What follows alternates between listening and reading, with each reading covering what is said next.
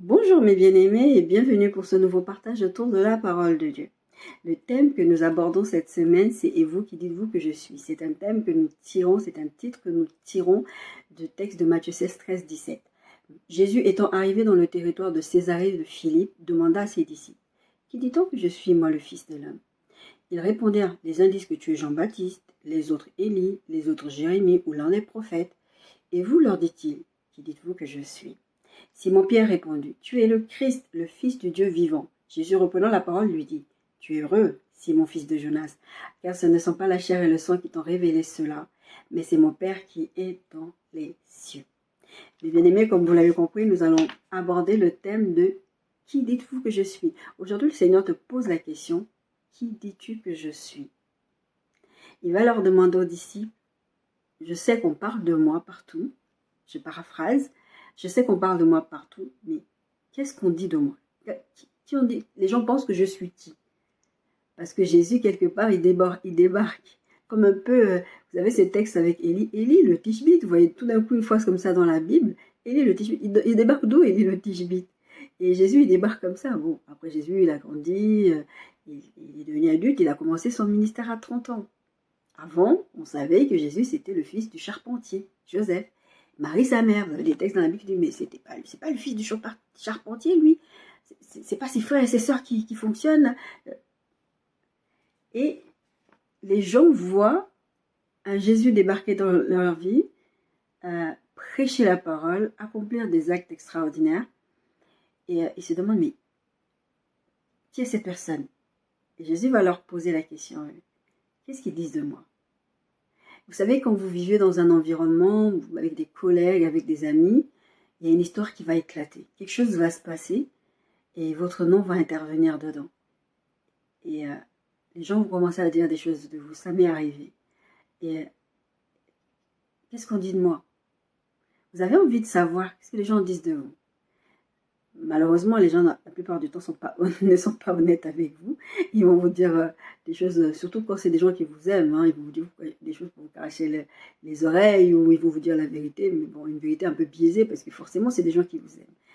Et souvent, c'est important d'aller demander à des gens qui vous aiment, pas qui vous détestent, mais qui ne vous aiment pas particulièrement. En tout cas, parce que les gens qui vous détestent, en général, ils ne vont pas vous dire des choses gentilles. Hein. Peut-être qu'ils vont vous dire des choses sur vous que vous ne savez pas, que vous pouvez corriger si vous avez ce cœur-là ouvert pour accepter la critique qui peut être constructive, même si elle a l'air négative. Mais des fois, c'est compliqué d'entendre quelqu'un vous dire ce que vous n'êtes pas, ou ce que vous êtes, et que vous n'avez pas conscience. Jésus leur pose la question, et Simon, il répond un truc de dingue.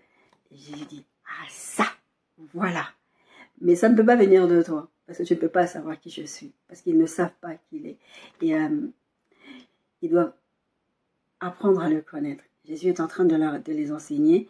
Et la Bible dit, Matthieu 13, 10 à 11, les disciples s'approchèrent et lui dirent, pourquoi leur parles-tu en parabole? Jésus les enseignait et leur parlait en parabole. Et je vous expliquais que Jésus il avait cette habitude pour pouvoir vous expliquer des concepts divins. Il allait prendre les exemples de la vie de tous les jours, des petites histoires comme ça. Et il allait expliquer, il allait prendre les histoires des vignes, il allait prendre les histoires de comment le royaume des cieux est semblable à des choses comme ça. Et petite parenthèse, d'ailleurs, quand le Seigneur s'adresse à vous, surtout dans les rêves, il va utiliser des choses qui font partie de votre quotidien, qui font partie de vous, de votre personnalité. Moi, je sais que je suis quelqu'un qui coud et qui cuisine aussi, enfin qui fait plein de choses en vrai, mais ce que je sais, c'est que quand le Seigneur attire mon attention sur un sujet, dans un rêve, et que je sache que c'est vraiment à moi qu'il s'adresse, il va utiliser des choses de couture. Je sais que là, même s'il parle de quelqu'un spécifique dans le rêve, je sais que là, le Seigneur est en train d'attirer mon attention parce qu'il met des trucs de couture dedans. Et, ou même quand il va parler de prédication, même s'il me montre un autre prédicateur, je vais savoir qu'ah oui, s'il parle de prédication, c'est que je suis concernée par le rêve qu'il est en train de me faire et que je suis en train de faire. Et donc, c'est pas forcément quelque chose de... même si je vois un autre homme de Dieu, c'est pas forcément lié à l'autre homme de Dieu. Donc, Matthieu 13, 10, je vous disais, les disciples s'approchent de lui dire, pourquoi parles-tu en parabole? Il dit, parce qu'il vous a été donné de connaître les mystères du royaume des cieux, que cela ne leur a pas été donné. En tant qu'enfant de Dieu, vous devez savoir qui est Jésus. Il vous a été donné à vous de connaître les mystères du royaume de Dieu. C'est vrai que vous ne pouvez pas tout savoir, parce que l'omniscience, la connaissance ultime, c'est Dieu qui l'a. Nous, la Bible dit qu'on prophétise et on connaît en partie. On ne sait pas tout. Dieu nous fait grâce en nous donnant une partie de sa connaissance et Dieu nous fait grâce en nous donnant l'intelligence. Donc c'est normal que vous n'allez pas tout savoir. Mais en tant qu'enfant de Dieu, il nous a été donné de connaître certaines choses quand même du royaume de Dieu. Et c'est important que le peuple soit enseigné. La Bible dit que le peuple meurt par faute de connaissance. Et quand il parle de mort, il ne parle pas que de mort physique, c'est aussi de la mort spirituelle, la mort intellectuelle, la mort sociale. Toutes ces morts-là, en fait, qui vous empêchent de jouir pleinement de la vie que Dieu a prévue pour vous, parce que vous ne connaissez pas les mystères du royaume des cieux. Ce ne sont pas des grands mystères ou des choses cachées qu'on va vous faire croire quand vous allez dans certaines églises, que c'est donné à des personnes particulières, type pasteur, prophète, et que vous, en tant que personne, individu, enfant de Dieu, vous ne pouvez pas savoir ces choses-là. C'est forcément que c'est quelque chose de mystérieux. Fuyez ce genre d'endroit. Quand vous entendez ce genre de discours, fuyez-les, parce que vous avez l'Esprit de Dieu. Ce même Esprit qui a ressuscité Christ, habite en vous. Donc ce même Esprit va vous révéler les mystères du royaume des cieux. Et ce n'est pas normal que vous ne sachiez pas qui est votre Jésus. On va en parler. Jean 11, 25 à 27. Jésus leur dit, « Je suis la résurrection et la vie. Celui qui croit en moi vivra quand même il serait mort. Et quiconque vit et croit en moi ne mourra jamais. Crois-tu cela ?» Vous savez, c'est l'histoire avec Lazare, Marie, etc. Elle lui dit, « Oui, Seigneur, je crois que tu es le Christ, le Fils de Dieu qui devait venir dans le monde. » On a parlé de Simon-Pierre qui dit, « Je sais que tu es le Fils de Dieu, tu es le Christ, etc. » Christ, en fait, ça veut dire le oint. En grec, c'est Christ, et en hébreu, c'est le Messie.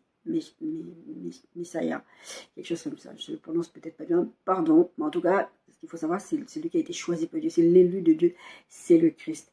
Christ, ce n'est pas le nom de Jésus. Christ, c'est son... comment on dit ça? C'est pas son titre. Bon, en tout cas, ce n'est pas son nom. Je n'arrive pas à sortir le mot. Ce n'est pas son nom. D'accord? Lui, il s'appelle souvent, quand vous lisez dans les textes, vous allez voir que Jésus dit souvent fils de l'homme, parce qu'il est le fils né d'un homme. C'est tout simple. Et Christ, c'est parce qu'il est oint, élu. Donc, Christ, Messie, c'est la même chose. C'est juste que l'un a été écrit et c'est du grec et l'autre c'est de l'hébreu. Parce que vous savez que une partie de la Bible, surtout du Nouveau Testament, enfin une partie du Nouveau Testament est écrite en grec et une partie est écrite en hébreu. Donc c'est normal que sur certains textes, vous n'allez pas avoir les mêmes mots. Mais c'est la même chose. D'accord? Marie l'a dit, c'est Marie ou Marthe, je ne sais plus. Bref, qui dit, tu es le Christ.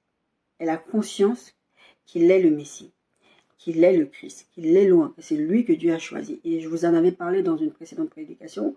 On dit, moi je sais que, oui, à la résurrection de mort, tu vas faire ça. Elle a une connaissance générique de Dieu.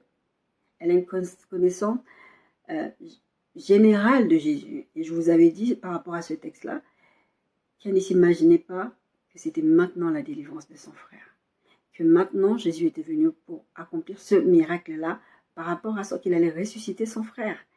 Elle sait qu'il va y avoir une résurrection des morts. Elle sait que Jésus a dit beaucoup de choses. Elle sait même, ils ont des textes de l'Ancien Testament. Ils savent que Jésus a été annoncé, etc. Donc, toutes ces choses-là, ils le savent. La culture juive, vraiment pour ça, ils sont les détenteurs vraiment des prophéties bibliques, de la parole de Dieu, de comment ça a été. Ils ont tout ça, donc ils savent toutes ces choses.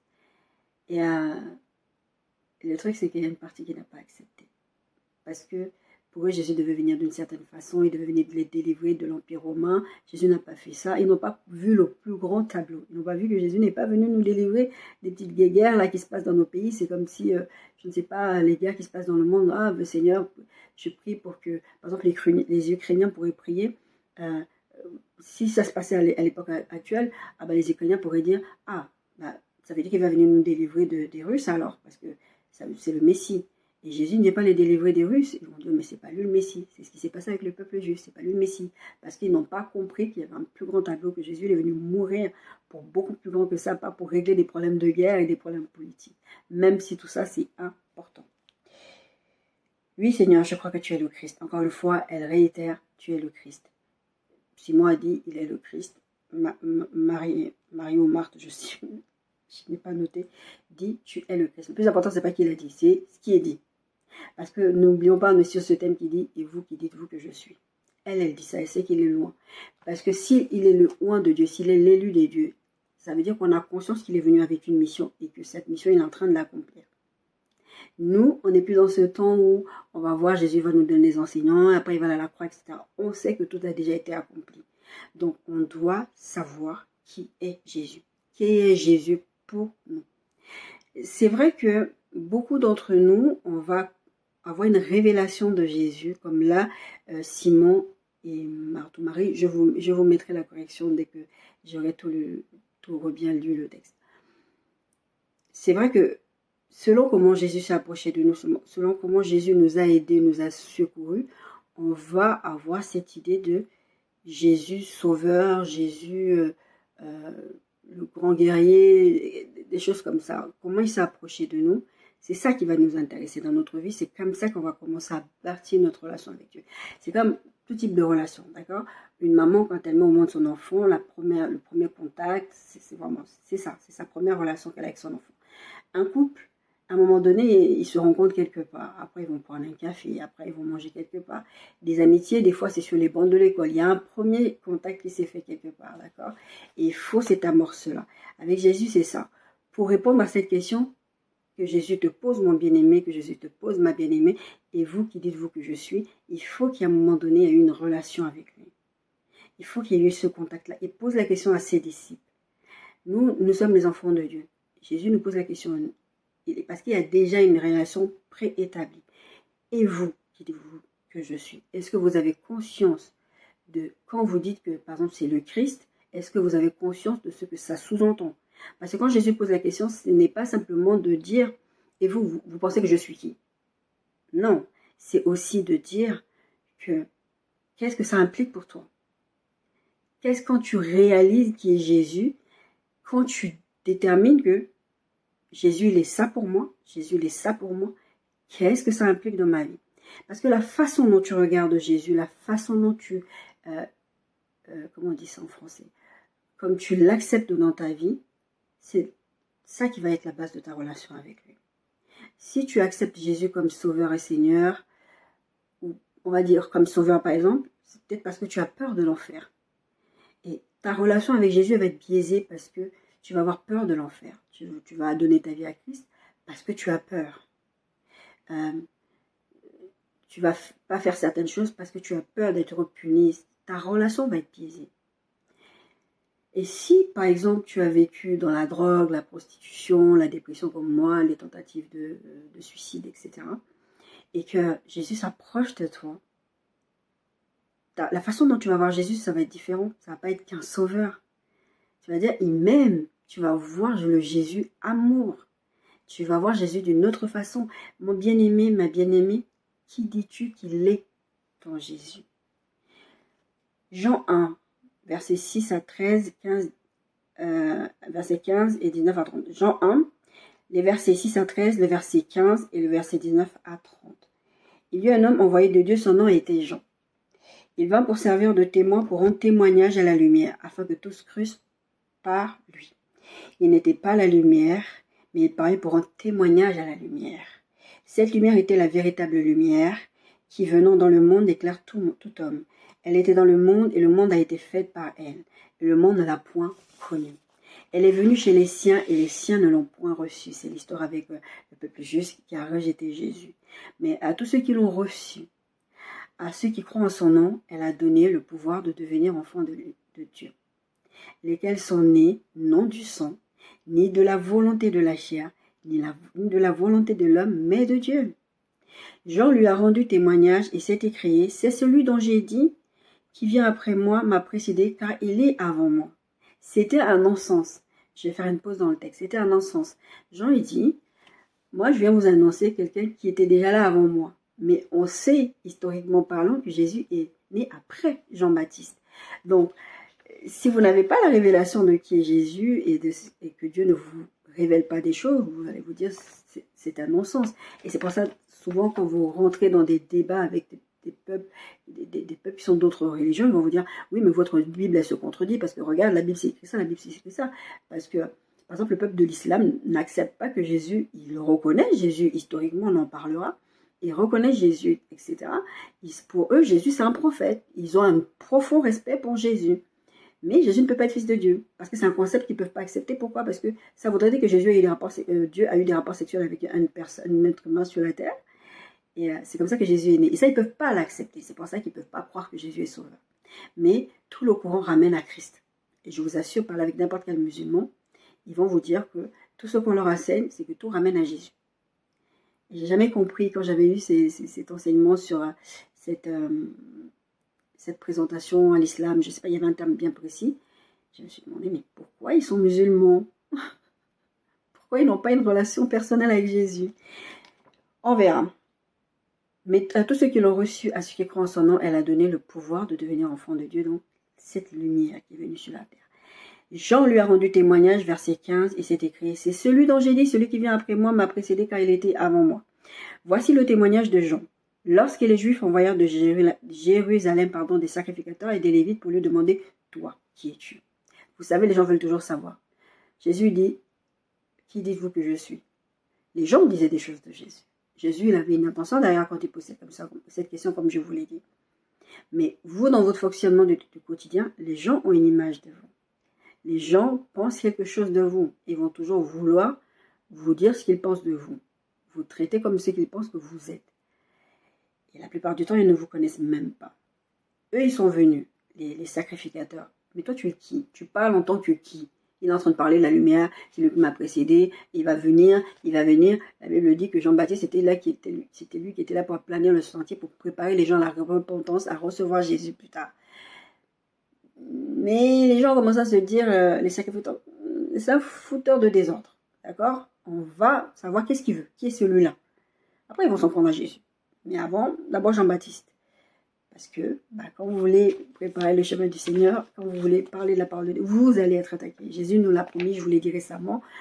Petite parenthèse fermée. C'est celui dont j'ai dit, donc, toi qui es-tu? Lui dire les sacrificateurs. À Jean-Baptiste, bien sûr. Verset 20, il déclara et ne le nia point. Il déclara qu'il n'était pas le Christ. On verra plus tard le texte où Jésus dit, il y a des faux Christ qui vont venir. Jean-Baptiste, il aurait pu dire que je suis le Christ, c'est moi qu'on a annoncé, parce que Jean-Baptiste avait une puissance dans sa prédication, et il y a des gens qui venaient, qui l'écoutaient, qui se convertissaient, qui se repentaient et qui se faisaient baptiser par Jean-Baptiste. C'est pour ça que dans la Bible, le Nouveau Testament, vous allez entendre parler vous allez lire le baptême de Jean, et je vous ai lu récemment aussi, et vous allez lire dans les textes que Jean-Baptiste, en fait, il prêche, et après les gens vont aller vers Jésus. Jean-Baptiste était content parce que c'était ça son travail, d'accord? Il sait qu'il n'est pas le Christ, parce qu'il a ce fonctionnement, il attire tellement des foules à lui que les gens se convertissent, que les gens se repentent, parce que c'est ça la première étape. Quand tu as la révélation de Christ, tu entres dans tu dois te repentir. Tu dois te dire, là, j'ai vécu une vie, là, c'était pas la vie de Christ. Moi, je croyais que... Moi, je ne suis pas le Christ. Hein. Par contre, et après, il lui demande, verset 21, quoi donc? Es-tu Élie? Et il dit, je ne suis le point. Es-tu le prophète? Il répondit, non. Il lui dira alors, mais qui es-tu? Enfin que nous donnions une réponse à ceux qui nous ont envoyés. Il dit, que dis-tu de toi-même? Ce message, on va parler de qui dis-tu qui est Jésus. Mais ça va nous renvoyer aussi à qui? Qu'est-ce que tu dis de toi-même? Qu'est-ce que les autres disent de toi? En bon ou en mauvais? Qu'est-ce que les autres disent de toi? C'est pas pour dire que ce qui est important, c'est que ce que les autres disent de nous doit nous définir. Parce qu'encore une fois, ce que nous sommes, nous le sommes par la croix, par Christ. Nous sommes devenus enfants de Dieu, co-héritiers avec Christ. Ce n'est pas important ce que les gens pensent de nous, parce que les gens peuvent penser des choses de nous, dans le négatif. Mais par contre, c'est important d'entendre ce que les gens disent de vous. Parce que si, par exemple, quelqu'un dit, cette personne, elle est aigrie, cette personne, elle est colérique, cette personne est toujours envieuse, et que c'est vrai, il faut vous corriger. C'est important d'entendre ce genre d'écho. Vous devez le prendre comme une critique constructive, quelque chose qui va vous aider. Parce que très souvent, le Saint-Esprit attire votre attention là-dessus, et vous n'écoutez pas le Saint-Esprit. Donc il va falloir à ce moment-là que quelqu'un vienne vous dire ces choses-là qui vont peut-être vous blesser. Et là, vous allez comprendre ce que les gens disent de vous. Encore une fois, il y a des gens qui vont dire des choses de vous qui ne sont pas vraies sur vous. C'est pas ça. Ça, mettez ça de côté. Prenez ce que les gens disent de vous, qui sont ceux que vous leur montrez, pour pouvoir changer et pouvoir évoluer dans votre relation avec Dieu. Verset 22, il lui dit alors, qui es-tu?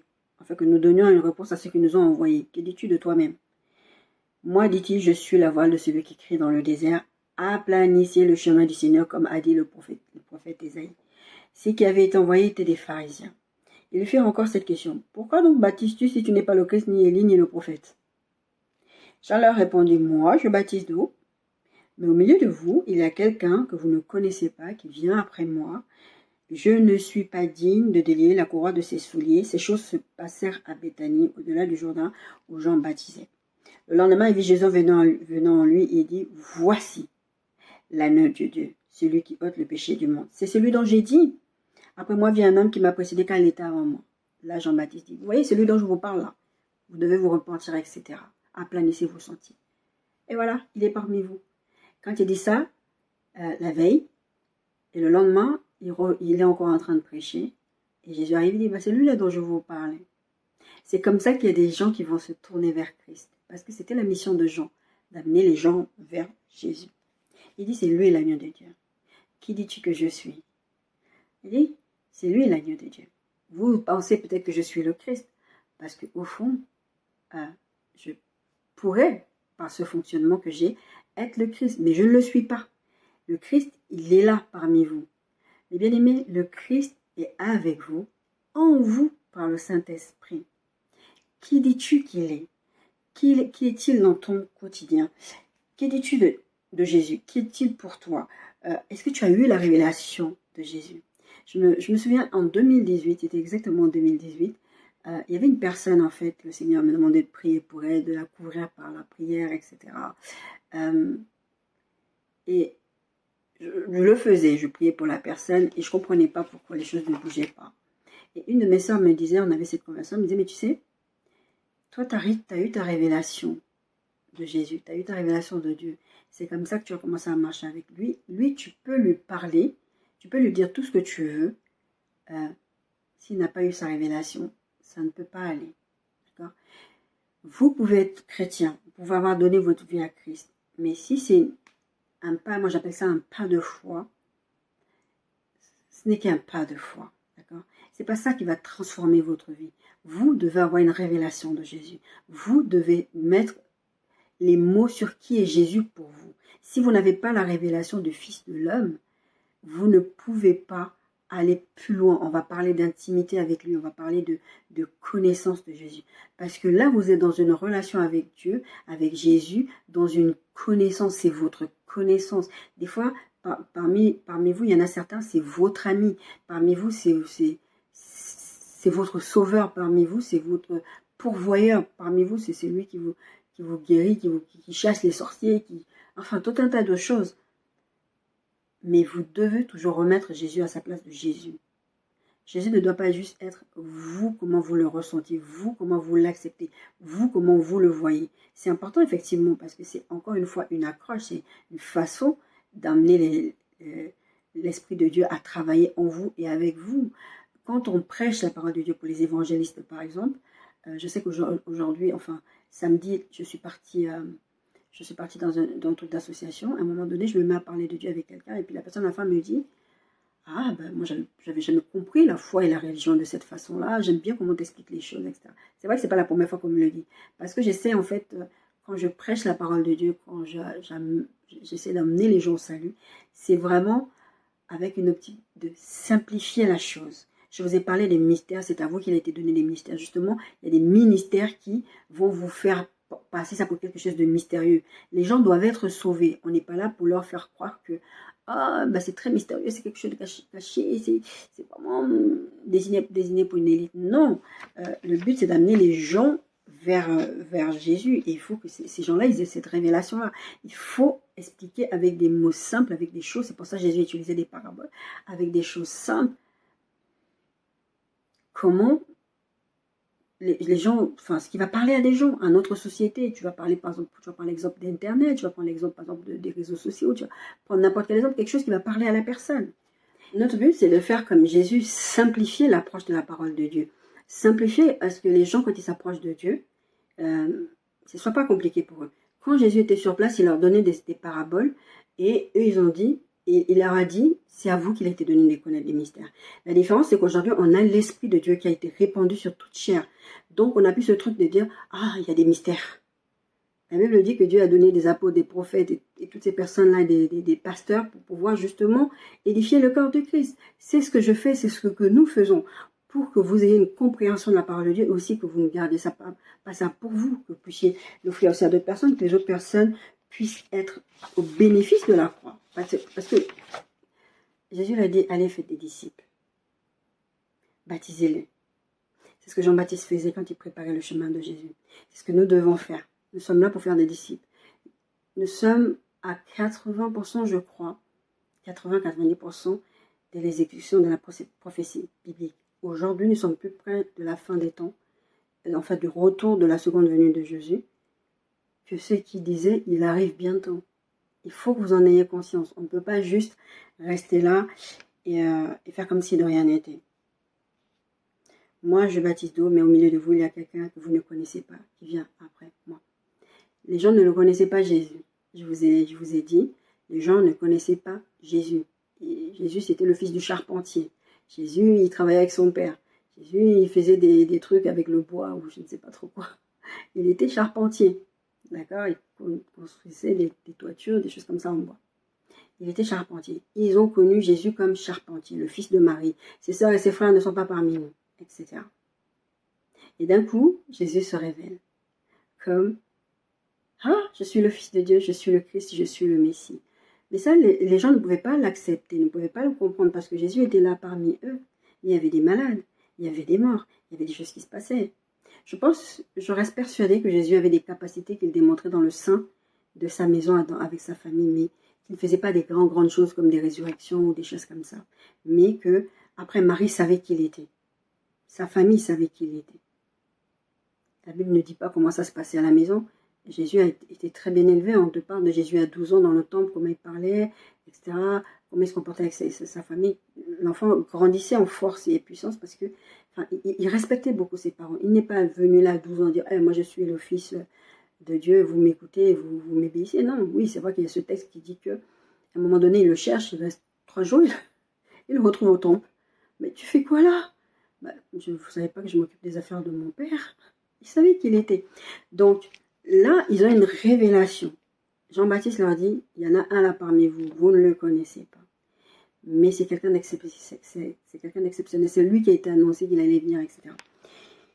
Et beaucoup avaient tellement cette soif d'être libérés de l'Empire romain et ils allaient vers Jean-Baptiste. Mais quand ils étaient baptisés, après, ils n'avaient plus ce côté simplement d'être libérés de l'Empire romain. Il y avait, comme je disais, il y a un plus grand tableau. Il faut voir le plus grand tableau. Il ne faut pas juste voir le côté. Genre, si tu demandes à Dieu de l'argent aujourd'hui pour sortir d'une situation financière, il faut voir au-delà de la situation financière. Qu'est-ce qui est spirituellement lié à ce problème de finances que tu as dans ta vie? Il faut toujours apprendre à regarder le plus grand tableau, pas que la situation que tu es en train de vivre. Pas que libérez-nous des Romains, libérez-nous de l'Empire romain, libérez-nous. Il faut voir le plus grand tableau. D'accord? Et je vous disais, il faut que vous, pour ça, il faut que vous arriviez à chercher au fond de vous, à faire le point avec vous-même, avec l'Esprit de Dieu. Qui dis-tu qu'il est, Jésus? Qu'est-ce que Jésus est pour toi? Est-ce que tu as eu cette révélation, comme je vous l'ai dit? Et vous savez, cette même personne, moi je sais qu'à un moment donné, j'en avais marre. J'en avais marre de prêcher à cette personne, de dire à cette personne, tu sais... Et moi, j'en ai tellement marre, je suis allée vers Dieu, j'ai dit, mais Seigneur... Et le Seigneur m'avait dit, mais tu ne vas pas le convaincre. C'est pas toi l'Esprit de Dieu. Je vous en parle souvent ces derniers temps, mais ce n'est pas toi qui convainc. C'est vrai, c'est le Saint-Esprit qui convainc. On lira le verset peut-être plus tard. C'est le Saint-Esprit qui convainc. Et le Seigneur me dira à ce moment-là, mais est-ce que tu as oublié d'où je t'ai tiré? C'était pour dire, comme elle m'avait dit ma sœur, toi tu as eu ta révélation. Laisse-lui le temps d'avoir sa révélation. Le Saint-Esprit est un gentleman, c'est lui qui te convainc de péché et de justice, mais il ne va pas te forcer. Il va t'amener à l'évidence, comme je vous ai parlé par rapport au peuple de l'islam. À un moment donné, pour ceux qui ont fini par se convertir, comprendre que, mais attends, le Coran, il amène à Jésus. Donc je veux connaître ce Jésus-là. Mais ça devient une évidence. Et c'est ça que le Saint-Esprit fait. Il y a ce vide en toi. Et j'écoutais un témoignage aujourd'hui d'un jeune homme qui disait, mais moi, bon, après je me dis quand même, c'est bizarre ce qu'il dit, parce qu'il disait que tout allait bien dans sa vie, mais qu'il était alcoolique, qu'il n'allait pas bien, etc. Oui, donc forcément, il y avait un vide chez toi, il y avait quelque chose qui n'allait pas. Mais, en vrai, si je comprends bien son témoignage, c'était plutôt qu'il a grandi dans une bonne famille, il a été aimé, il a été chéri, il a tout eu, mais quand même, il n'était pas... Voilà, il n'était pas près de Jésus, quoi. Pourtant, sa famille était chrétienne, quelque chose comme ça. Donc, en fait, en gros, son témoignage, c'était aussi pour dire que, vous savez, vous pouvez vous approcher, avoir, en fait, ce que je suis en train de dire, avoir une révélation de Christ, sans que vous ne soyez d'une famille à problème.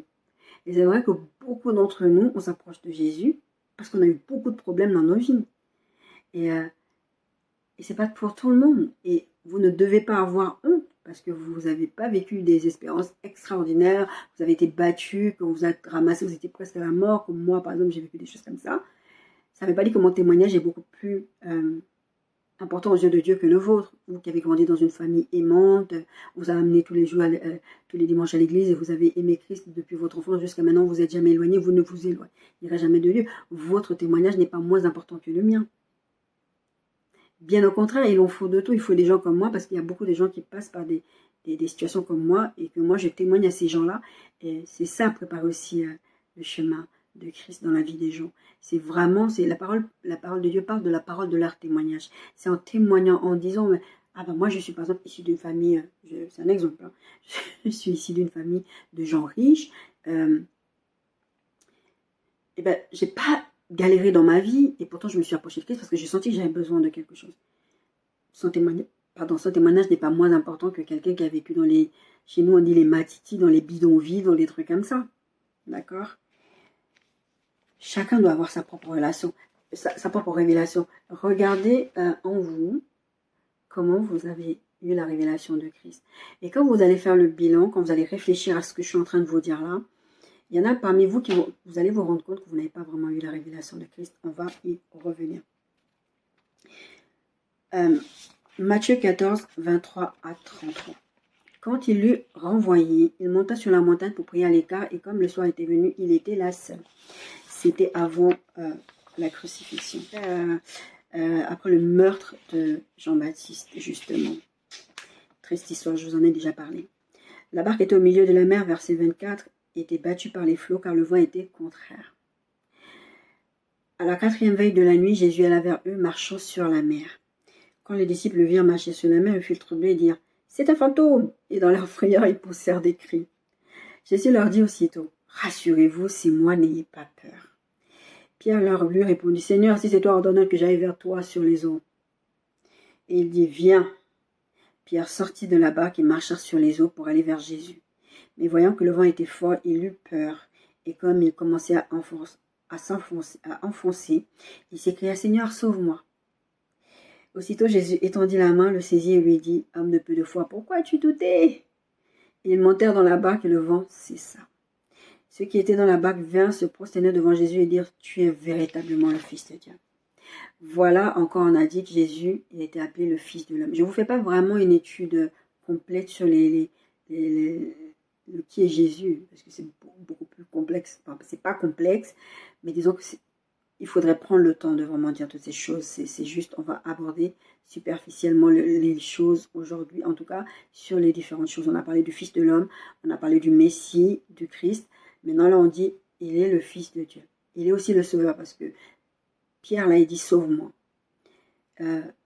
Jésus vient de vivre une expérience traumatisante. Il vient de perdre son cousin dans la chair. Et il vient de perdre un très bon ami.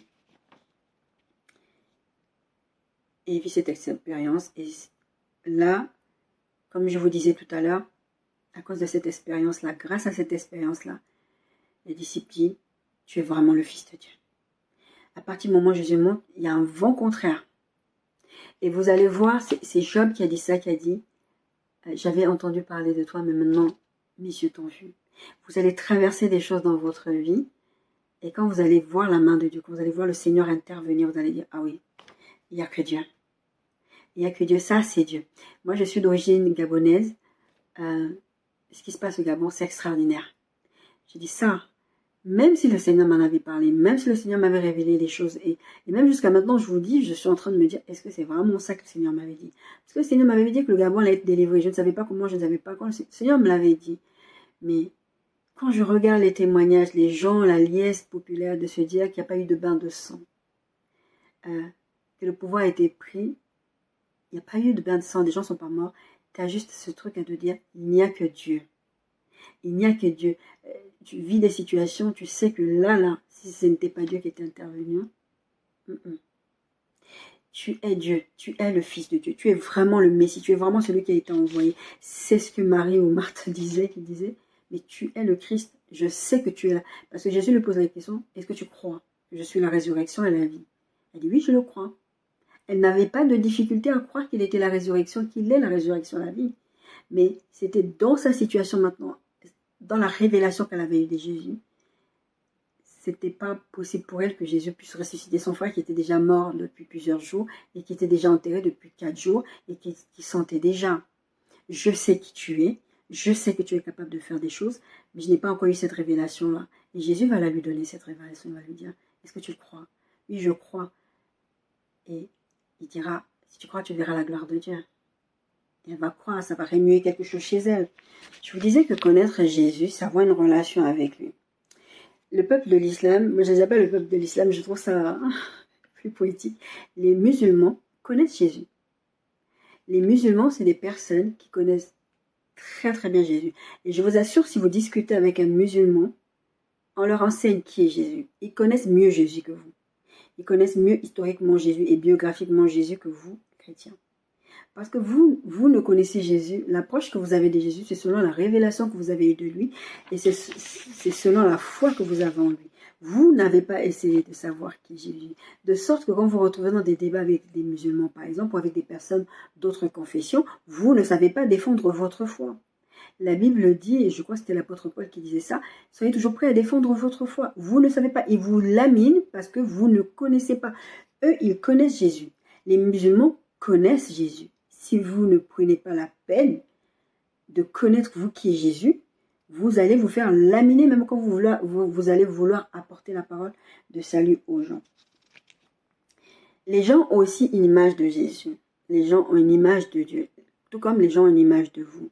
Les gens ont du mal à s'approcher de Dieu. Je lisais aujourd'hui dans un commentaire quelqu'un qui disait, vous savez, les gens qui ne veulent pas se convertir, qui veulent être entêtés dans leur façon de penser, la personne disait, votre Jésus là, votre Dieu là, qui est contre l'homosexualité, mais parce que c'était un homme, c'était quelqu'un qui était pour les homosexuels, quelque chose comme ça, et qui disait, votre Dieu qui est contre l'homosexualité, des gens qui s'aiment, etc., mais il ne fait rien contre les pédophiles, les gens qui tuent les enfants, etc. C'est toujours ça que les gens vont amener comme, c'est toujours les mêmes arguments pour essayer de dénigrer la foi des chrétiens, etc. Et vous devez toujours être prêt à défendre votre foi. Vous devez toujours être prêt à dire ce qu'il faut. Pour ça, il faut que vous connaissiez qui est votre Jésus. Il faut que vous connaissiez la parole de Dieu. Quand je dis de connaître la parole de Dieu, ce n'est pas de connaître des versets par cœur. Moi, les versets que je connais par cœur, c'est parce que je les ai appris à l'école du dimanche. Je ne connais aucun verset par cœur. Vous savez, quand je prépare les prédications, comment je fais? Je me rappelle la phrase en général. Je sais que la Bible dit ça. Donc, quand je cherche un verset, par exemple, si je sais que la Bible dit tous son péché sont privés de la gloire de Dieu, je vais écrire sur la barre de recherche tous son péché et je vais chercher les versets qui correspondent à ça. C'est comme ça. Et tant que je ne trouve pas le verset que je sais qui est dans quelque part dans ma tête, je ne vais pas, je vais pas m'arrêter de chercher parce que je sais que j'ai vu ce verset, je ne le connais pas par cœur. C'est mieux de connaître au moins des principaux versets par cœur. Mais vous n'allez pas toujours connaître les versets par cœur. Ce qui est important, c'est que vous connaissiez la parole de Dieu, vous sachiez ce que Dieu dit. Parce que si vous ne connaissez pas, au-delà même de vouloir amener les gens à Christ, de vouloir défendre votre foi, comment même dans votre propre quotidien, comment vous pouvez vivre sans connaître la parole de Dieu? D'accord? Les gens ont une image de Dieu. Comme je disais, les gens ont une image de vous. d'accord? Moi, je sais que, par exemple, quand j'étais beaucoup plus jeune, j'étais quelqu'un de très, très sauvage. C'est-à-dire que ceux qui m'ont connu avant, je ne suis plus du tout la même personne. J'étais quelqu'un déjà de très, très réservé. Mais en plus d'être réservé, quasiment timide, je pense même que c'était ça, parce que je n'aimais, en vrai, je n'aimais pas les gens. Quand j'ai donné ma vie à Christ, j'ai dit au Seigneur, j'ai dit, Seigneur, fais quelque chose, parce que je ne peux pas ne pas aimer les gens, ne pas aimer parler. Je n'aimais pas parler avec les gens. Si quelqu'un était avec moi, quelqu'un que je connais personnellement, marchait avec moi et s'arrêtait pour dire bonjour à quelqu'un, je m'éloignais. Quand j'étais à la maison, quand j'étais plus petite, avec mes parents, j'allais sous les tables, enfin dans la chambre. Enfin, je suis toujours comme ça, hein, je suis toujours chez moi. C'est très très compliqué quand on a ce genre de tempérament d'aller vers chez les gens. Je n'ai pas de problème, je le dis souvent à mes médecins qui s'inquiètent, etc. Je n'ai pas de problème pour sociabiliser. C'est juste que j'aime bien être, je suis quelqu'un qui aime bien être seul. Après, je sais aussi que le ministère de prophète est comme ça. Mais si vous avez une image de moi, si vous m'avez connu avant, les gens qui me connaissaient avant, ils avaient une image de moi. Moi, je sais que les gens venaient souvent me dire après coup, après qu'on ait discuté, qu'on ait passé cette première barrière. Mais toi, je t'ai pas aimé la première fois que je t'ai vu, me disait. Tu donnes pas envie parce que j'avais toujours un visage fermé, j'étais toujours... En fait, c'était typique. Je voulais que les gens comprennent que ne t'approche pas de moi, je ne veux pas que tu t'approches de moi. Ce qui est différent aujourd'hui, c'est-à-dire que j'ai toujours le sourire. Des fois, vous me voyez dehors, j'ai mon déambulateur, je suis en train de danser, genre, ah, qu'est-ce qu'elle a, elle donne trop envie. Et je discute facilement avec les gens, ce que je n'étais pas. Mais les gens avaient une première impression de moi. Si je vous disais, vous allez avoir votre révélation de Jésus, vous allez avoir cette façon que Dieu s'est approché de vous. Et c'est comme ça que vous allez fonctionner avec lui, pardon. Si un pasteur vous a prêché, aussi quand vous avez lu la Bible, ou si quelqu'un vous a dit la vie avec Dieu, c'est des règles. Dieu, c'est quelqu'un qui est toujours le père fouettard, qui va vous interdire toujours. Moi, je connais des gens qui me disent ça. Moi, j'ai pas trop envie de donner ma vie à Jésus parce que c'est trop d'interdits, c'est trop de choses. Votre religion, votre religion, votre religion. Et si tu as cette image-là de Jésus ou de Dieu, bah, ton image de Jésus va être biaisée. C'est pareil, avant les gens me trouvaient fun. Moi, j'ai par exemple quelqu'un de proche de moi qui me disait, avant t'étais fun. Mais c'est fun selon le monde, parce que je faisais des dingueries selon le monde. Quand j'ai eu un moment de ma vie où je me suis complètement lâchée à faire tout et n'importe quoi, et la personne trouvait que j'étais fun à ce moment-là. Et forcément, aujourd'hui, c'est pas que je suis pas fun, mais je suis pas fun selon cette personne. Parce que je faisais des bêtises. Ça, c'était fun. Donc les gens ont cette image de vous qui doivent correspondre à des critères de société, des critères, pas des critères de la parole de Dieu. Parce que vous êtes ce que vous pensez que Jésus est. Vous allez refléter Jésus. Moi, j'aime quand les gens me disent, j'aime discuter avec toi, tout à l'heure c'était ça, j'aime discuter avec toi, j'aime comment tu abordes la parole de Dieu, parce que tu donnes envie en fait. Et j'aime ça. Pourquoi? Parce que ça se reflète dans mon comportement. Si tu fonctionnes avec moi au quotidien, si tu me vois quand je suis dans le bus, avec les gens, dans le magasin, je reflète Christ. C'est pas systématiquement à 80-95%, je reflète Christ. Ce n'est pas pour me vanter que je dis ça. D'accord? Mais c'est parce que c'est un travail que le Saint-Esprit fait avec moi depuis des années. Et ça, je peux vous le dire aujourd'hui, mais il y a 5-6 ans en arrière, je ne vous aurais pas dit ça. Je vous aurais peut-être dit à 50, à 60. Pourquoi? Parce que il y a des choses que je n'arrivais pas à gérer. Je n'arrivais pas à gérer mon tempérament, je n'arrivais pas à gérer ma façon de répondre aux gens. Même si ça avait déjà commencé depuis longtemps le travail. Donc, c'est que comment Jésus se révèle à vous, comment Jésus marche avec vous, comment vous connaissez Jésus, la façon dont vous allez le connaître, vous allez fonctionner d'une certaine façon. Votre relation avec votre comportement va être déterminée par votre relation avec Dieu. Si vous êtes approché de Jésus, votre révélation, c'est le Sauveur. Vous allez être très light dans votre façon de vivre votre foi. C'est le Sauveur. La grâce, la grâce, la grâce. Et vous allez faire n'importe quoi. Vous n'allez pas vivre une vie de sainteté, de sanctification, parce que la grâce, la grâce. Ou de l'autre côté, j'ai peur de l'enfer, j'ai peur que Dieu me punisse parce que j'ai fait des bêtises, etc. Vous allez vivre une vie de crainte, mais pas dans le bon sens du terme. Et vous allez dire, oh, Seigneur, prends ma vie, cette fille, elle est nulle, c'est pas fun. D'accord? Et il faut savoir faire la balance, d'accord? Il faut savoir qui est Jésus, qui dis-tu que Jésus est, mais il faut non seulement ce que Jésus est pour toi, Il faut savoir ce que tu dis de Jésus, mais il faut aussi savoir qu'est-ce que la parole de Dieu dit de Jésus. Vous avez besoin de prendre du temps à connaître Jésus. Quand vous êtes dans des relations, n'importe quelle relation familiale, je vous ai parlé de bébé tout à l'heure, il doit y avoir ce lien. Quand vous êtes en famille, vous devez mettre en place des liens. Si vous fonctionnez avec des gens qui ne prennent jamais de vos nouvelles, qui ne discutent jamais avec vous, qui vous contactent seulement quand ils ont besoin de quelque chose, ces gens-là, vous allez les fuir comme la peste. Parce que, pourquoi? La relation, pour vous, c'est donnant-donnant. Mais dites-vous bien que c'est la même chose avec Dieu. Vous devez connaître Dieu. Vous devez vous approcher de Dieu pour apprendre à le connaître. Connaître quel est son cœur. Connaître qu'est-ce qu'il est vraiment. Vous n'allez pas rester sur une image de Dieu, Père Fouettard, de Jésus, paix, amour. Non, vous ne pouvez pas avoir qu'une image de Jésus, parce que la plupart des gens ont cette image de Jésus. Jésus est amour, Jésus est ceci, Jésus est cela. Ils ne comprennent. Jésus est très exigeant. Jésus est très très exigeant. Il peut le faire parce qu'il est parti mourir à la croix. Il a payé de son sang. Mais les gens n'ont pas cette image-là de Jésus. Ils ont une image faussée de Jésus parce que c'est ce qu'on leur a vendu. Depuis toutes ces années, les pasteurs, les prophètes, on nous a vendu un Jésus.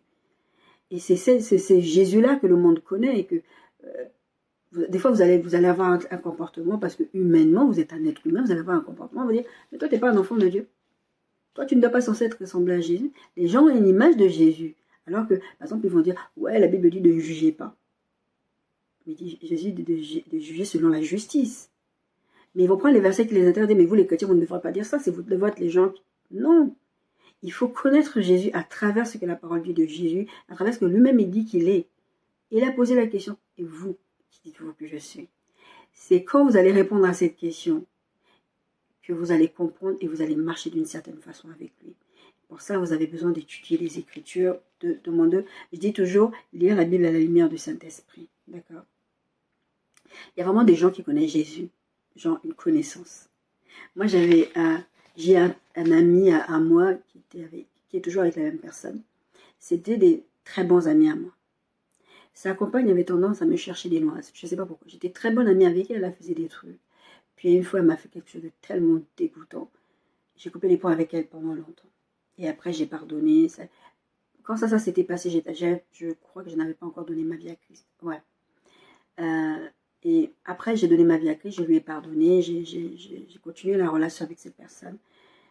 Il y a encore eu d'autres histoires qui se sont passées. Et puis, un jour, elle m'a fait, je ne sais plus trop quoi. D'ailleurs, si je cherche dans ma mémoire, je vais trouver. Mais c'était quelque chose de très, très sale.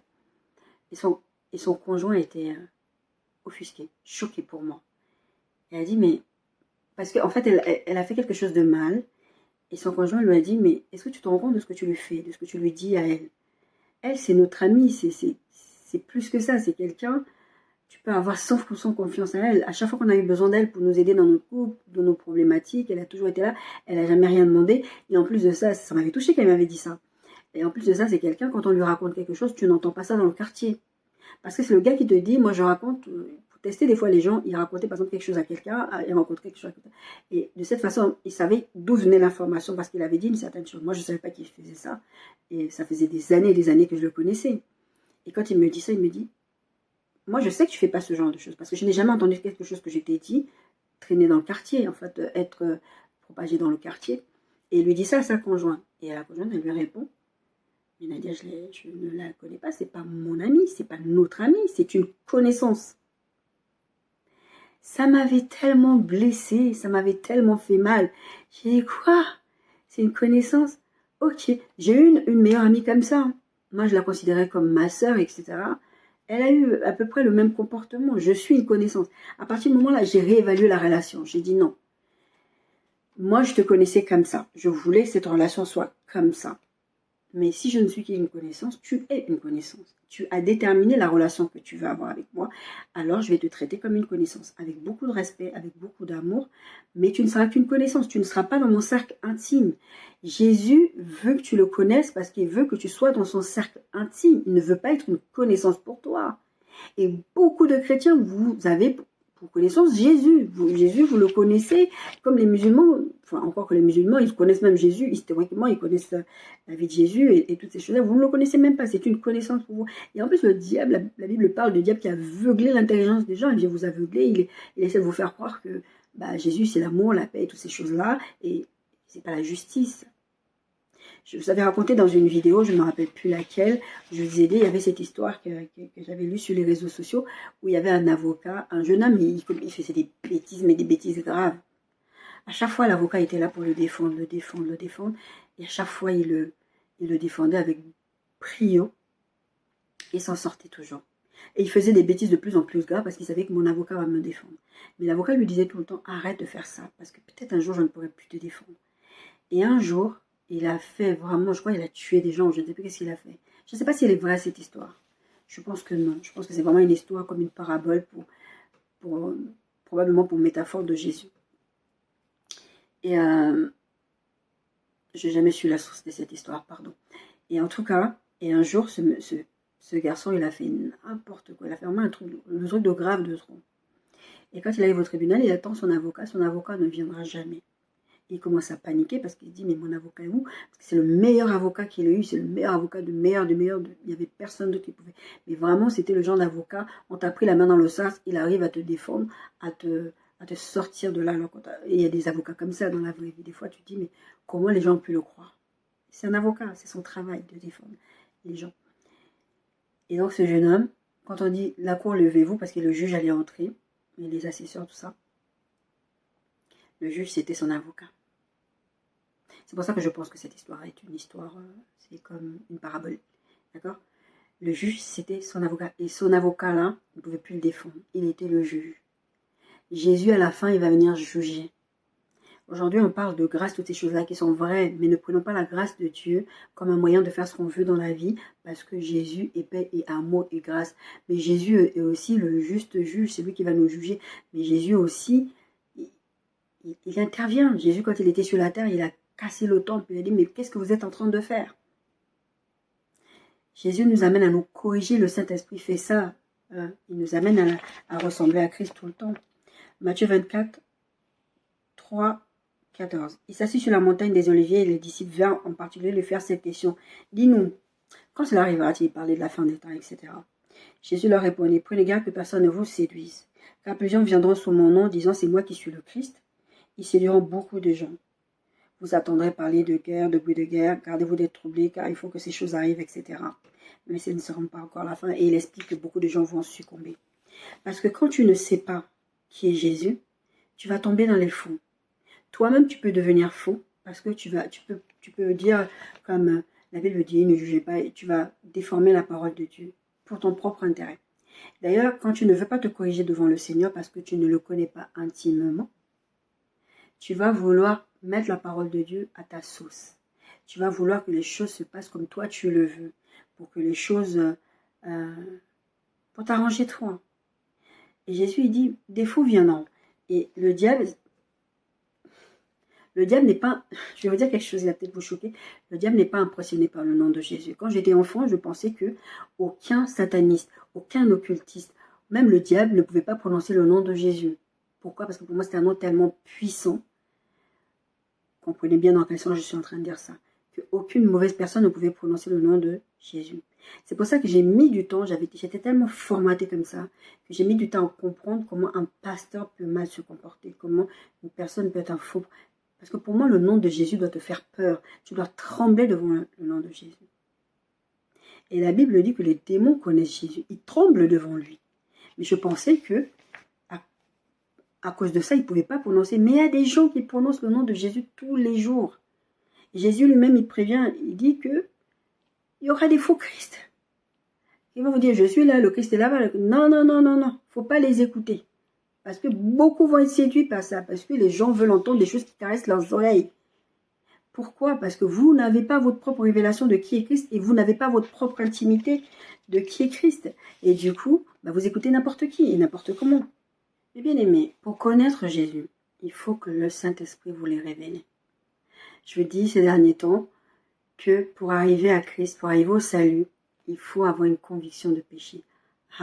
Comme quand je parle avec quelqu'un, comme Jean-Baptiste y faisait, comme beaucoup de chrétiens ont fait, comme beaucoup d'évangélistes. C'est le travail de tous les chrétiens déjà, je vous dis, je vous signale, c'est pas le travail que des évangélistes. Les évangélistes vont avoir cette onction vraiment sur la foule, sur la masse. Mais en tant qu'enfant de Dieu, vous pouvez faire un à un, travailler avec les gens, les amener au salut. D'accord? Beaucoup de chrétiens ont foi en Jésus, mais ne connaissent pas Jésus. Et ça, vous avez besoin aussi d'avoir la révélation de qui est Jésus. Vous avez besoin du Saint-Esprit. Jean 6, 44 et 64 à 65. Nul ne peut venir à moi si le Père ne m'a pas envoyé. Nul ne peut venir à moi si le Père qui m'a envoyé ne l'attire. C'est ce travail de Dieu. C'est Dieu qui va attirer les gens vers lui. Mais comment Dieu le fait? Par le Saint-Esprit. C'est le Saint-Esprit qui va convaincre. Verset 65, je ne vais pas tout lire. Verset 65, c'est pourquoi je vous ai dit que nul ne peut venir à moi si ne lui a été donné par le Père. Pourquoi? Parce que, verset 64, oui, il dit, mais il y en a parmi vous qui ne croient point. Car Jésus savait dès le commencement qu'il était ceux qui croyaient point et celui qui le livrerait. Il parlait de Judas l'Iscariote. Mais vous ne croyez pas parce que vous n'êtes pas attirés. Vous n'avez pas laissé le Saint-Esprit vous convaincre. Si le Saint-Esprit ne vous convainc pas de péché, vous ne pouvez pas recevoir la révélation. Et quand bien même vous recevez la révélation, il faut avoir une relation à un moment donné. Vous avez cette première approche, comme je le disais tout à l'heure. Après, il faut travailler la relation. Jean 16, 16, 11. C'est le verset où la Bible dit que c'est le Saint-Esprit qui va convaincre de péché et de justice. Et verset 9 dit, en ce qui concerne le péché, parce qu'il ne croit pas en moi. Pour croire en Jésus, et pour savoir qui est Jésus, pour avoir cette révélation, il faut que le Saint-Esprit te convainc de péché. Et là, tu vas avoir cette première approche, tu vas aller vers le Saint-Esprit et vers Dieu. Et quand tu as cette première approche, tu donnes ta vie à Christ, le Saint-Esprit vient habiter en toi, le Saint-Esprit va te faire découvrir qui est Jésus. Mais ta part, c'est d'aller passer du temps avec lui. C'est de lire la Bible, d'essayer de savoir qu'est-ce que Jésus, qui est Jésus, comment je peux le connaître, etc. Parce que sinon, ça va être compliqué dans ta vie de tous les jours. Tu ne vas pas avoir une vie de chrétien efficace. Tu vas avoir une vie compliquée parce que le Saint-Esprit ne... Tu ne vas pas laisser le Saint-Esprit travailler avec toi. Tu vas rester sur cette vision superficielle et de Dieu, du Saint-Esprit et de Jésus. Tu dois connaître qui est Jésus pour toi. Et t'approcher de lui, laisser le Saint-Esprit travailler avec toi. Et pas avoir cette relation superficielle. Parce que beaucoup de chrétiens, vous avez foi en Jésus, mais vous avez connaissance superficielle de Jésus. Vous savez, j'en ai déjà parlé dans une vidéo il y a quelques temps déjà. Là où j'habitais avant, j'ai une voisine qui s'est immolée. Je l'ai assistée jusqu'à ce que les pompiers arrivent, etc. Il y a eu un article qui a été fait dans le journal local, avec ma photo. Bon, il y avait ma fille avec moi aussi, avec notre photo, avec le maire de la ville, pour me remercier d'avoir fait ce geste civique et tout ça. Et je me souviens que des gens que je ne connais pas ont commencé à dire « Ah, mais je la connais, cette dame est gentille », ils ont commencé à dire plein de trucs positifs sur moi. Bon, il n'y avait pas eu... Bon, bref. En tout cas, hein, ces gens-là disaient ça. Mais j'étais comme ça, je lisais les commentaires des gens, je disais, enfin, c'était sur une page, un groupe de notre ville. Et j'étais là, je me disais, mais ces gens-là, ils sont bizarres, je ne les connais même pas. C'est un peu la même problématique que les pasteurs connus, les gens célèbres, je vais parler des pasteurs connus, ont. C'est-à-dire que quelqu'un va venir, pasteur tel, prends la photo avec moi, pasteur Marcelo, pasteur Attam, pasteur machin, pasteur Roland Dallo, pasteur... Ils vont vouloir faire la photo et puis ils vont me marquer, je suis le fils spirituel d'eux. Mais ils ne connaissent même pas. Ou des gens qui vont parler de vous. Des gens qui vont dire des choses de vous, ils ne vous connaissent même pas. Ils ont une connaissance superficielle de vous, ils ont peut-être vu de loin. Vous n'êtes même pas leur connaissance et ils parlent de vous. Pasteur Atom disait dans une prédication une fois, mais des fois je regarde, j'écoute, on m'envoie des WhatsApp, c'est des choses sur moi, puis oh je découvre, ah tiens, je ne savais pas. On va par exemple te dire ta mère c'est un tel. Enfin, les gens vont dire des choses sur vous que vous n'êtes pas, mais ils ne vous connaissent pas. Ces gens-là disaient des trucs sur moi qui n'étaient pas forcément fausses, mais ils ne me connaissaient pas. Moi j'étais étonnée, je me disais c'est qui ces gens? Et pourquoi? Parce que j'ai eu un petit moment de célébrité, donc c'était une façon de dire, ah bah cette célébrité, je la connais. Moi, je sais qu'à l'époque, quand j'ai commencé à prêcher la parole de Dieu, avant de faire des vidéos YouTube, quand j'ai commencé officiellement, parce que je le faisais déjà, mais j'avais juste pas conscience. Et quand j'ai commencé officiellement vraiment enseigner la parole de Dieu Quand j'ai vraiment compris, c'était ça mon appel. Je me rappelle avec ma soeur, on rigolait. Ma soeur de cœur, elle me disait, et je lui disais, toi, un jour, tu diras, ah, parce que moi, je sais où le Seigneur est en train de m'emmener, il m'a déjà montré. Un jour, tu diras, ah, je la connaissais, j'étais là dans ses combats, tout ça, tout ça. Parce que c'est des gens qui sont dans mon intimité. C'est des gens qui me connaissent bien. C'est pas des gens qui vont venir dire des choses qu'ils ne connaissent pas. C'est des gens qui me connaissent. Mais d'autres gens vont venir dire « Ah, je connais un pasteur un tel, oh, je connais une personne un tel », alors que vous ne connaissez pas la personne.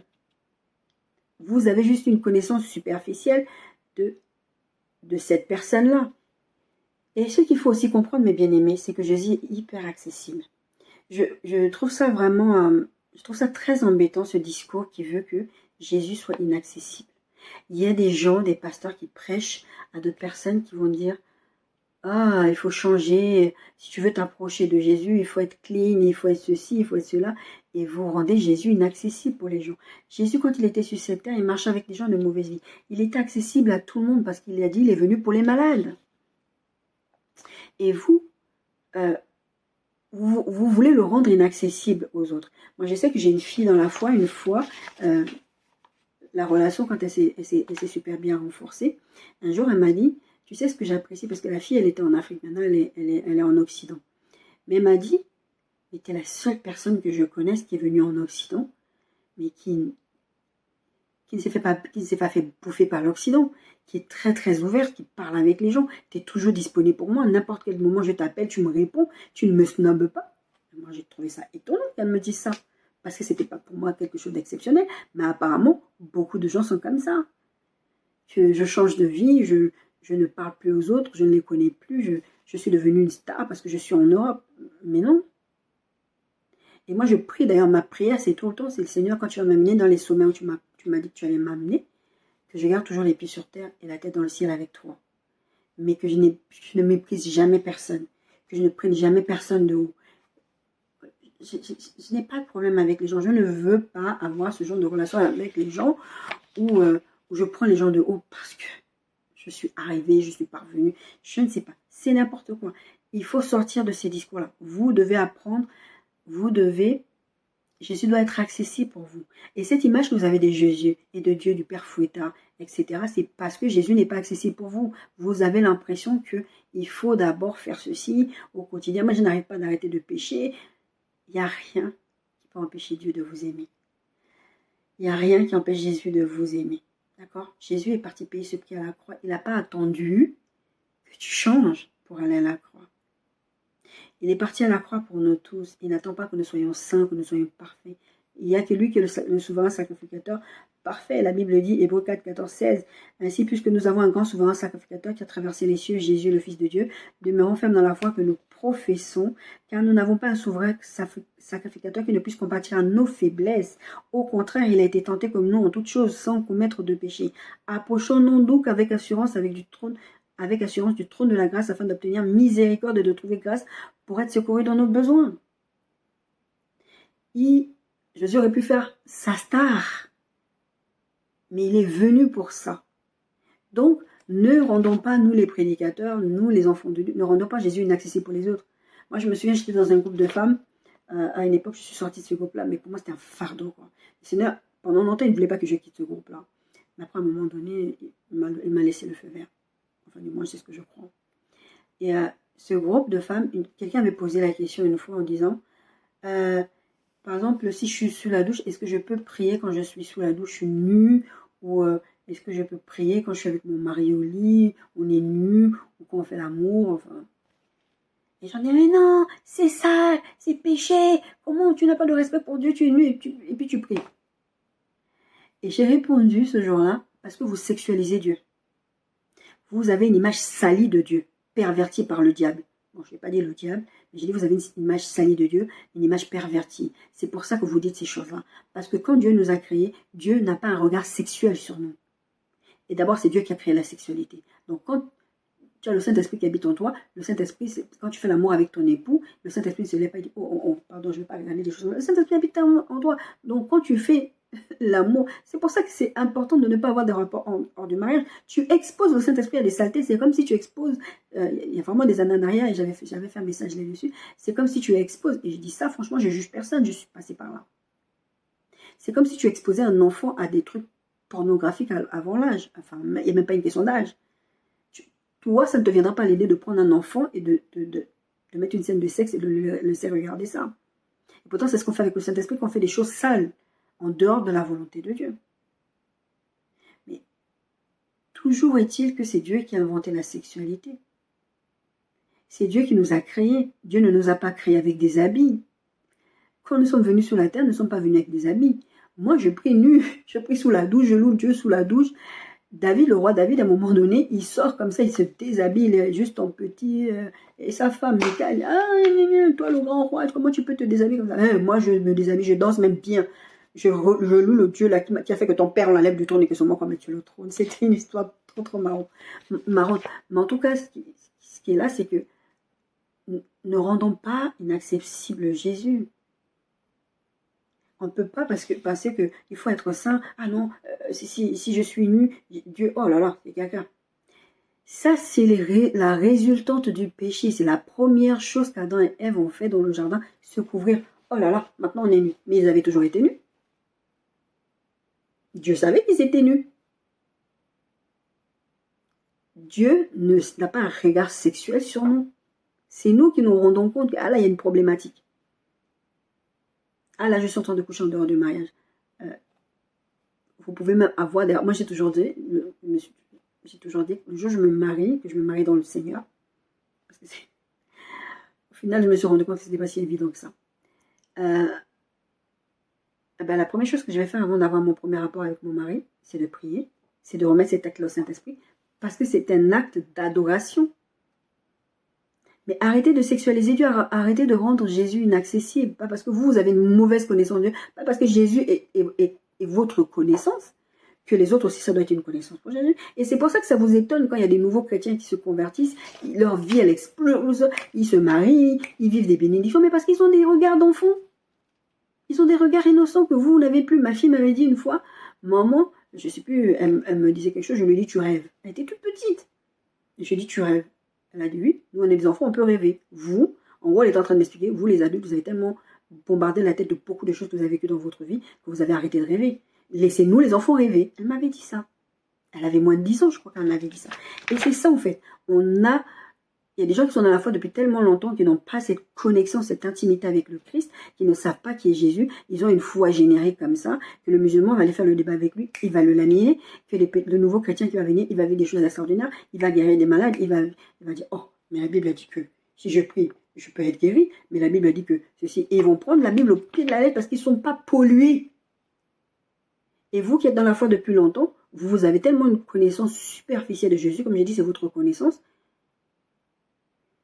que vous ne comprenez pas pourquoi les autres vivent des choses. Et après, vous en voulez à Dieu. Ou après, vous êtes là comme ça, vous dites, oh, c'est pas grave, de toute façon, Dieu ne m'écoute jamais. Dieu n'exauce jamais mes promesses.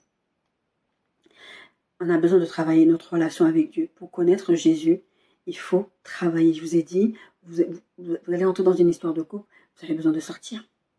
J'expliquais ça au monsieur avec qui je parlais tout à l'heure. Vous allez offrir des fleurs à votre femme. Vous allez l'amener au restaurant. Vous allez faire des choses qui vont faire que vous allez vous connaître au quotidien. C'est important pour la relation, pour faire vivre la relation. Moi, dans mon cas, avec Jésus, c'est temps calme. C'est-à-dire que je mets une musique prophétique. Je me mets au calme. Je pose des questions à Jésus, je me pose là. Des fois, je reçois des visions. Des fois, je reçois des rêves. Et puis, des fois, le Seigneur ne me dit rien. C'est juste que je suis dans sa présence, c'est tout. La méditation de la parole de Dieu, la prière, toutes ces choses-là, c'est ça qui va vous permettre d'entretenir la flamme de votre relation avec Christ. Il y a l'Apocalypse qui parle de ça, du premier amour. C'est que j'ai contre toi, c'est que tu as abandonné ton premier amour.